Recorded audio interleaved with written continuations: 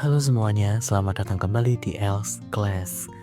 Oke, di sini kita akan melanjutkan video yang pertama yang aku dapat sebelumnya. Sebelumnya kita membahas tentang bagaimana sih cara membuat judul yang menarik. Nah, untuk kali ini aku akan bikin dengan pembahasan bab pendahuluan. Seperti yang kita ketahui kan di dalam esai ilmiah ya, itu kan ada 3 tuh susunannya. Ada pendahuluan, isi atau pembahasan, dan juga penutup. Nah, di sini kita akan bahas yang bab pendahuluan. Oke, jadi kalian tolong diperhatikan ya, karena itu esai ilmiah yang biasa untuk kompetisi. So, perhatikan dan siapa tahu kamulah juara berikutnya.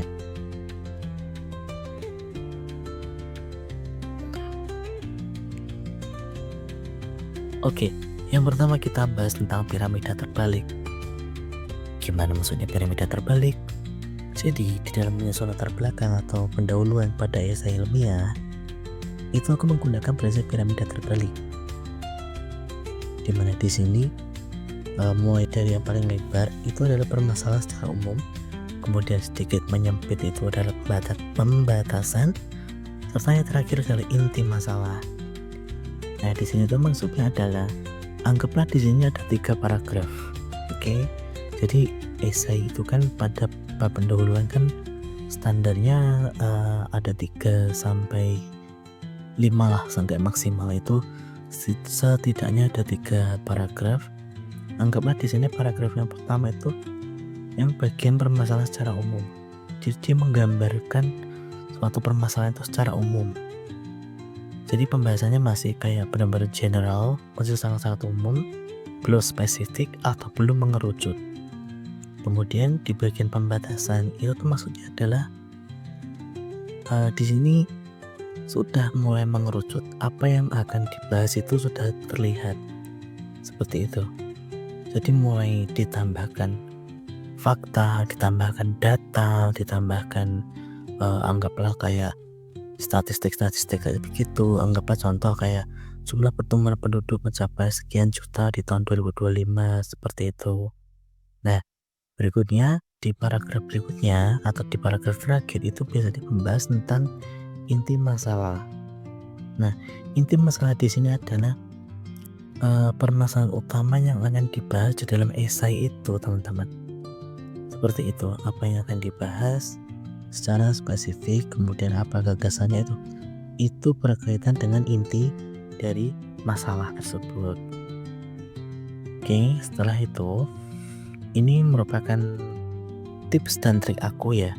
Setelah yang pertama adalah menggunakan prinsip piramida terbalik. Yang kedua, jumlah paragraf itu setidaknya ada 3. Anggaplah minimal 3. Nah, yang kedua, pastikan menggunakan pembuka yang hook. Yang benar-benar hook. Kayak gimana tuh? Ini kayak benar-benar kayak membuat pembaca ya, dalam hal ini adalah dewa juri terutama, kayak langsung kayak terkesima.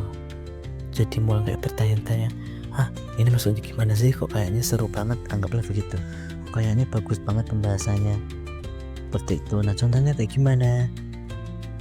Contoh gini, Indonesia Monetary Fund atau IMF seperti itu di tahun 2025 akan mengalami resesi global. Nah, itu langsung kayak, wah iya toh, Indonesia akan mengalami resesi global seperti itu. Nah, kita hal itu kan akan membuat juri semakin penasaran seperti apa resesi global dan sebagainya, dan bagaimana kita ide atau gagasan yang akan kita berikan di dalam esai tersebut supaya bisa menghadapi resesi global. Itulah seperti itu pembukaan yang hook. Berikutnya, yang ketiga, buat berdasarkan permasalahan nyata dan benar-benar kayak hot gitu loh, teman-teman. Kayak permasalahan sedang ramai, contoh kayak krisis ekonomi, atau mungkin membahas tentang makan bergizi gratis atau MBG, kebijakan pemerintahan Prabowo Gibran, kemudian tentang perang Ukraina dan Rusia, bagaimana dampak ekonominya terhadap Indonesia itu sangat berpengaruh. Kemudian perang dagang internasional antara Cina dan Amerika, seperti itu. Kemudian berikutnya adalah tidak berdalil dan juga padat serta jelas. Kalau itu sudah pasti ya. Nah berikutnya di pendahuluan ya, atau mungkin kalian bisa bolehlah menyebutnya latar belakang, tapi tetaplah yang benar adalah pendahuluan. Di sini tuh jangan lupa untuk memberikan data dan juga fakta yang dapat dipertanggungjawabkan. Artinya gini, kalau kalian contoh mengatakan jumlah penduduk di Indonesia tahun 2025, oke, itu sejumlah 278 juta. Nah itu sumbernya dari mana? Kan biasanya kita kasihkan itu kayak mengutip dari halaman Badan Pusat Statistik, ya kan? Republik Indonesia tahun 2005 yang menyatakan bahwa jumlah penduduk, nah seperti itu. Artinya kebenarannya itu jelas. Kemudian kita akan menggunakan referensi dari jurnal-jurnal, contohnya seperti contoh menurut Sugiono tahun 2019 menyatakan begini seperti itu contohnya seperti itu.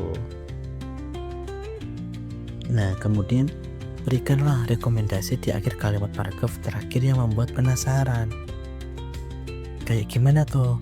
Jadi kayak gini, tadi kan aku bilang inti masalah kan tadi yang piramida terbalik. Nah sebelum masuk ke pembahasan, di bagian pendahuluan yang paling akhir itu kayak kalian tuh seolah kayak mengajak pembaca kayak untuk lebih mengetahui isi dari esaimu seperti apa, gagasanmu seperti apa. Biasanya kalimatnya begini, berdasarkan permasalahan tersebut maka diperlukan suatu inovasi yang bersifat digital, kemudian memiliki dampak yang relevan dan signifikan terhadap sosial, serta dapat mengurangi atau mengatasi permasalahan terkait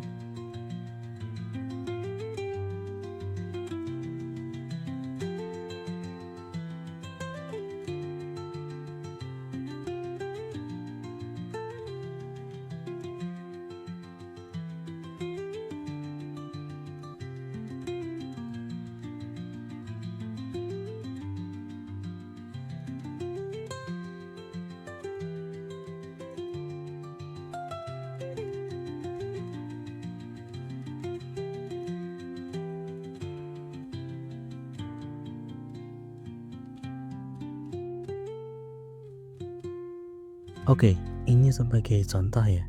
Di sini kalian bisa lihat sendiri contoh pada di sini ada beberapa paragraf. Di sini contohnya aku pakai sekitar 4 sampai 5 paragraf. Nah, ini di paragraf pertama kita bisa lihat kan generasi Z atau bisa disebut Gen Z merupakan generasi yang lahir di era pesatnya kemajuan digital dan seterusnya sampai inklusi sosial Amelia 2023. Nah, di sini kan kalau kalian baca-baca di sini ini menunjukkan bahwa saya memang ini tuh merupakan penjabaran secara umum. Kemudian di sini teman-teman, setelah dari paragraf 1 kalian bisa lihat di paragraf kedua ini mulai masuk pembatasan sepertinya segitiga atau piramida terbalik tadi. Di sini kalau untuk piramida terbalik tadi itu mulai masuk bagian pembatasan. Di sini aku masukkan sekitar 2-3 paragraf itu sebagai bagian pembatasan. Di sini kalian bisa lihat sendiri, ini merupakan aku menjabarkan tentang bagaimana di era digital itu sendiri. Jadi spesifik langsung membahas era digital, kemudian aku kaitkan dengan inklusi sosial. Terus ke bawah, kemudian ya terus seperti ini sangat spesifik sekali pembahasannya, sudah jelas mana permasalahannya seperti itu. Teman-teman juga bisa baca sendiri. Kemudian dilanjutkan di sini juga aku menambahkan seperti adanya gagasannya pernah ada sebelumnya atau proyek-proyek yang sudah ada sebelumnya. Itu poin plus teman-teman, supaya di pendahuluan kalian itu benar-benar padat, jelas dan matang gitu loh, kayak oh ternyata dulu sudah ada inovasi seperti ini.